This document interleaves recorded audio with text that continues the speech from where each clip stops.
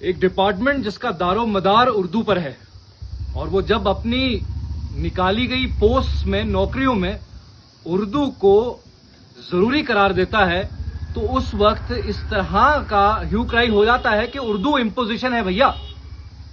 یہ ہندی بولنے والے لوگوں کے اوپر اردو امپوزیشن ہے. لیکن وہیں جب ایک اردو ڈومیننٹ جہاں پر اردو سب سے زیادہ بولی جاتی ہو, اردو پڑھائی لکھائی جاتی ہو, اس علاقے میں سائن بورڈز کو تبدیل کر کے صرف اور صرف انگلش اور ہندی کا استعمال کر کے اور ساتھ میں کچھ سنسکرت کے الفاظ بھی استعمال کر کے چپکا دیا جاتا ہے, تو اس پر جب ریبٹل ریئیکشن آتا ہے تو کہا یہ جاتا ہے کہ بھائی صاحب ہندی تو نیشنل لینگویج ہے اور نیشنلزم کا گیان دیا جاتا ہے.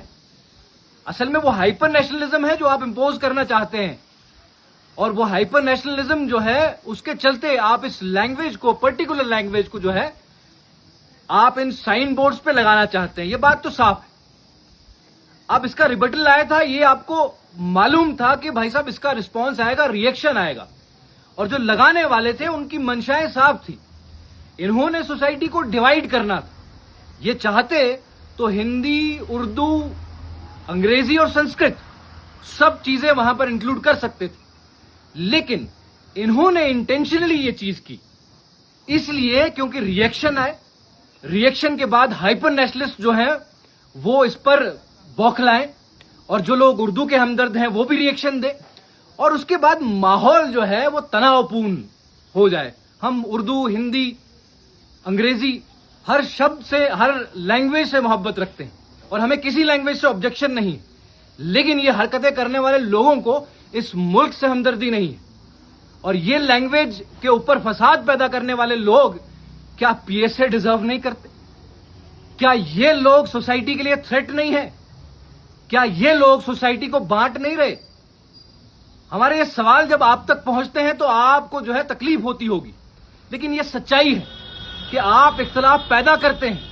اور جو کچھ چناب ویلی کے اندر, خاص کر پرٹیکولرلی ڈوڈا کے اندر چل رہا ہے, ڈسٹرکٹ ڈوڈا کے اندر جس طرح کی ڈکٹیٹرشپ چل رہی ہے, اس سے صاف ظاہر ہوتا ہے کہ آپ جو ہے سوسائٹی میں فساد پیدا کرنے کے لیے خود ہی کوششیں کر رہے ہیں, اور پھر الزام کسی اور کے سر.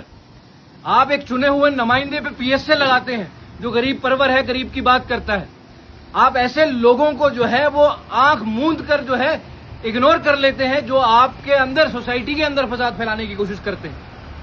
ابھی وہ گارڈینز آف لا ہیں جو وکیل ہیں, ان کا پرسوں پریس کانفرنس دیکھ رہا تھا. وکیل صاحب کے ساتھ جس طرح کا سلوک ہوا تو وہاں پہ آپ کی امیجنیشن شاید ہی جا سکتی ہو کہ عام آدمی کے ساتھ کس طرح کا سلوک کر رہے ہیں کچھ لوگ اس سسٹم کے اندر بیٹھے ہوئے. لیکن ان تمام حرکتوں سے ثابت یہ ہوتا ہے کہ بھائی فساد پھیلانے کی کوشش ہو رہی ہے, لوگوں کو بانٹنے کی کوشش ہو رہی ہے. تو پی ایس ایز بجائے ان چنے ہوئے نمائندوں پہ لگانے کے ان پر لگنے چاہیے تھے, لیکن لگائے کون؟ یہاں تو ایل جی انتظامیہ ہے ہی ہے, چلو وہ تو ڈکٹیٹر. اس کے بعد جو سرکار ہم نے بنائی ہے وہ تو بھائی صاحب گاندھی جی کے بندروں کی طرح ہے.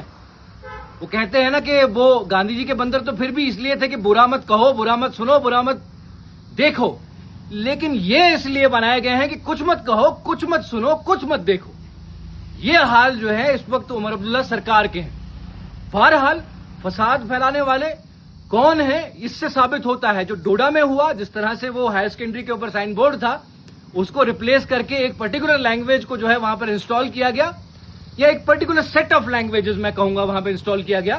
وہ انٹینشن صاف ہے کہ سوسائٹی کو بانٹنے کی کوشش ہے. اتنا بھی امیچور وہ آدمی نہیں ہونا ہے کہ اس کو پتہ نہیں بھائی صاحب اس کا افیکٹ کیا ہوگا, اس کے ریئیکشنز کیا آئیں گے. وہ امیچور نہیں ہے, وہ میچور ہے, لیکن وہ چاہتے ہیں کہ ریئیکشنز ایسے ہیں, وہ چاہتے ہیں کہ سوسائٹی بٹے.